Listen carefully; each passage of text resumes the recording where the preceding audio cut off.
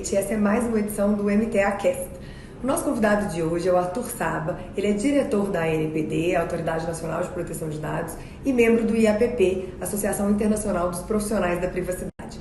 Arthur, muito obrigada por aceitar esse convite, é uma honra e é muito gratificante poder conversar com quem está dentro do órgão que está justamente fiscalizando o cumprimento da LGPD, a Lei Geral de Proteção de Dados. Olá, Camila, é um prazer estar aqui conversar com você, conversar com todos aqueles que nos acompanham. Bom, Arthur, eu resolvi te chamar para esse bate-papo porque fez exatamente um ano daquela nossa live sobre a LGPD, que foi muito interessante para esclarecer os pontos obscuros dessa lei que era muito nova na ocasião. E eu queria entender o que se passou nesse um ano, não só sobre a ótica da ANPD, mas também em relação à movimentação do judiciário sobre esse tema e a percepção da própria sociedade sobre o cumprimento dessa lei, que já não é tão mais nova assim. De fato, um ano já se passou da Lei Geral de Proteção de Dados Pessoais e, bem, a ANPD tem feito bastante coisa. Muitos guias, muitos materiais orientativos, resoluções. E nós estamos construindo uma série de materiais ainda que possam nortear a proteção de dados em nosso país. Nisso, o Judiciário tem colaborado bastante porque tem interpretado positivamente vários aspectos da lei e tem nos ajudado a, vamos dizer assim, fiscalizar o cumprimento da LGPD em todo o território nacional. Eu acredito que temos muitos desafios pela frente e vamos em frente, é um grande prazer estar aqui com você, estou à sua disposição. Muito obrigado. No mês passado, agora em fevereiro, foi promulgada a Emenda Constitucional 15, que inseriu no rol dos direitos e garantias fundamentais da Constituição o direito à proteção de dados. Isso significa que a proteção de dados foi sacramentada, foi elevada a uma garantia constitucional e está agora inserida naquele famoso rol do artigo 5º lá da Constituição. Bom, para nós do mundo jurídico, é fácil entender o que isso representa, né? É um grande passo, principalmente para o fortalecimento do titular de dados, que é o verdadeiro dono dos dados. Agora, como que você explicaria para o cidadão comum que não entende tanto da Constituição o que isso significa, o que isso representa e como que ele pode invocar os seus direitos, em quais situações ele pode fazer valer esse direito à proteção de dados? Bem, Camila, de fato, foi uma grande vitória para a proteção de dados em nosso país, a promulgação, da emenda 115. Essa emenda ela colocou então a proteção de dados como direito fundamental e reservou à União a competência exclusiva de legislar sobre esse tema. Isso que provoca para o cidadão? Mais um reflexo disso para o cidadão é que isso significa mais uma camada protetiva para o cidadão brasileiro, porque eleva realmente o nível de relevância dos dados que são dele, dos nossos dados, enfim.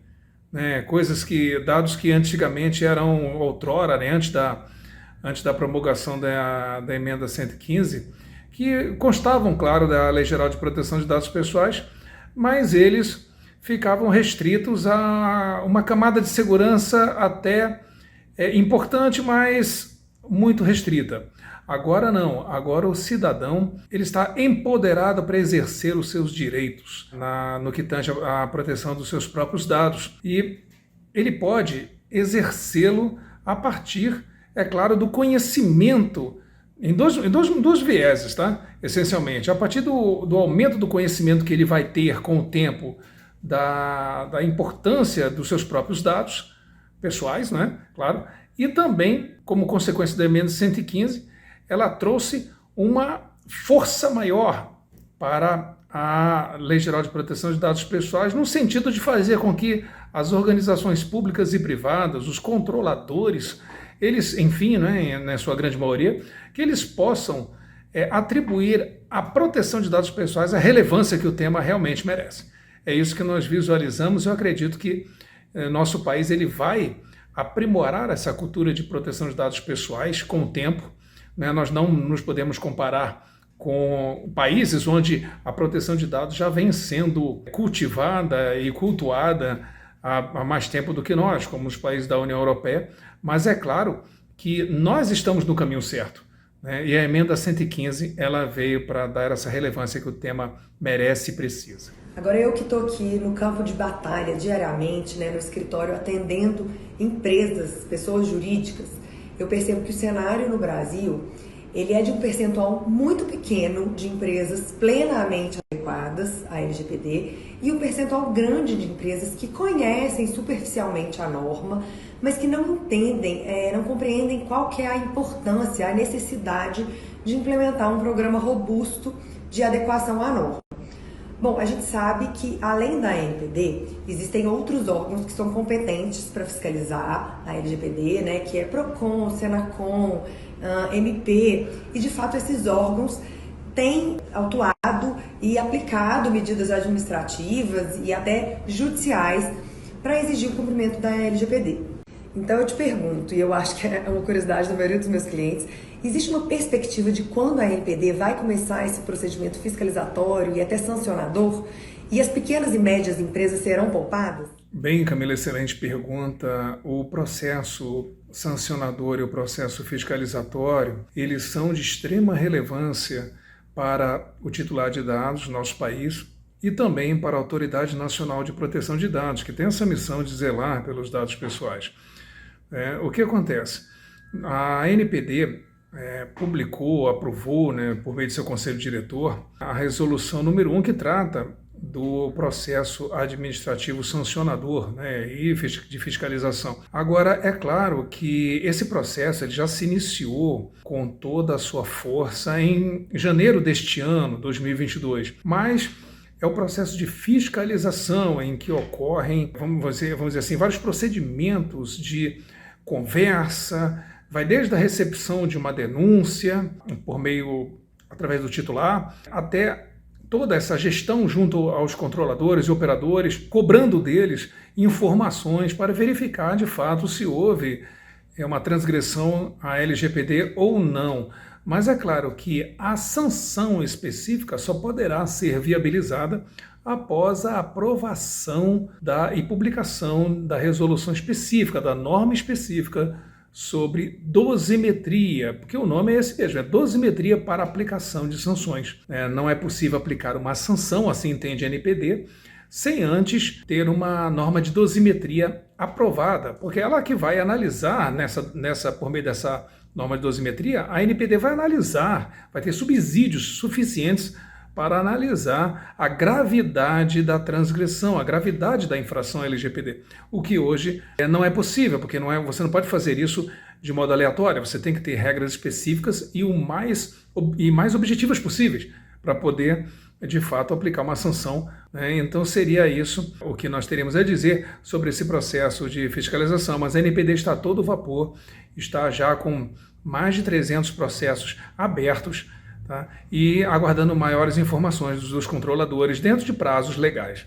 Arthur, eu acompanho desde o início o trabalho da ANPD e eu percebo que é uma equipe muito técnica, um time muito competente e que tem se utilizado dos parâmetros, do padrão de atuação das autoridades europeias, principalmente da francesa, da inglesa, o que faz todo sentido na medida em que a nossa lei é um espelho da GDPR. E no exterior eu percebi que os segmentos mais acionados nessas sanções administrativas, tanto na CNIL quanto na ICO, são segmentos de telecomunicações, varejo, finanças, mídias sociais, que são setores que tratam mais massivamente, mais intensamente os dados pessoais. Mas uma diferença que eu observei em relação às sanções aplicadas lá e às sanções aplicadas aqui é o motivo. Então aqui no Brasil focou-se muito nos vazamentos de dados, enquanto que lá as autoridades se preocupam muito com as bases legais eleitas pelas empresas para o tratamento de dados nas suas políticas de privacidade, nos seus documentos de governança. Além dessa diferença, eu também observei a constância com que as autoridades aplicam multa lá fora. Então, no Reino Unido, por exemplo, as multas são elevadas, né? Multas de 2.000 euros até 700 milhões de euros, e outros países já tendem a aplicar mais advertências e medidas de cunho mais educativo. Isso se deve ao fato ao grau de amadurecimento dessas instituições, ou seja, as instituições mais antigas elas estão mais preparadas para atuar sancionando, e também a própria sociedade, ela já absorveu melhor a cultura da privacidade? O senhor acha que seria essa a razão para essa diferença de comportamento entre autoridades? Excelente pergunta. As sanções, elas são aplicadas de acordo com a gravidade da infração e de acordo também com as competências das autoridades diante da legislação que as ampara nesse tipo de movimento. O que nós verificamos é que as autoridades europeias, por terem, claro, muito mais maturidade e por terem uma legislação muito mais consolidada do que a nossa, eles, ao longo também dos anos, eles foram aprimorando essa cultura nas suas sociedades, vamos dizer assim, né, nos seus estados-nação. E aí eles chegaram a um nível de compliance com o regulamento europeu muito maior. Ele já vem discutindo há 50 anos a parte de proteção de dados pessoais. Então, o nível de maturidade que eles alcançaram, que aqueles povos europeus alcançaram na parte de proteção de dados pessoais é muito maior do que o que nós alcançamos. Nós estamos ainda numa construção, né?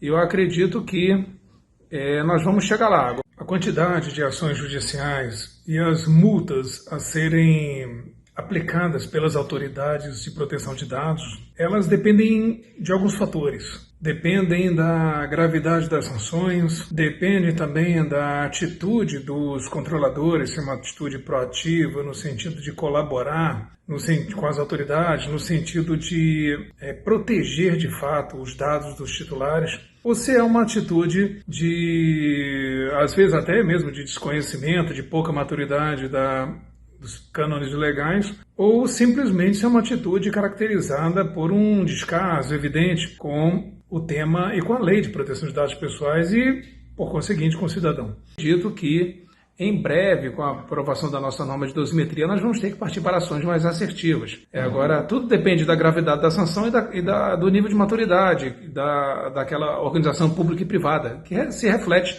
no nível de compliance com o regulamento de proteção de dados de cada país. No nosso caso, a nossa LGPD. Ou seja, sob essa perspectiva, quanto mais passa o tempo de vigência da lei, mais consistente vai ficando a atuação da LGPD, e não o contrário, como acreditam algumas empresas que estão mais resistentes a se adequarem. É o que eu costumo dizer para os meus clientes. Não se trata de uma lei que ainda vai pegar, né? É uma cultura já mundialmente estabelecida há alguns anos, o Brasil está atrasado nisso sim, e cultura da qual não se pode fugir, né? Aliás, quem fugir vai acabar ficando fora do mercado. Então, quanto mais envolvido tiver a empresa com esse conceito da privacidade, mais fortalecida vai estar a sua reputação. Arthur, eu queria te agradecer novamente. Muito obrigada por essa aula, por esclarecer um tema que infelizmente ainda é desconhecido e algumas empresas ainda insistem em ignorar que a LGPD está em pleno vigor. Então, muito obrigada, espero que tenha sido proveitoso para quem está nos assistindo e espero também poder conversar com o senhor em outras oportunidades. Fiquem ligados, a gente vai sempre trazer mais conteúdos e todas as novidades do mundo jurídico através desse canal, que é o MTAcast. Muito obrigado, um forte abraço.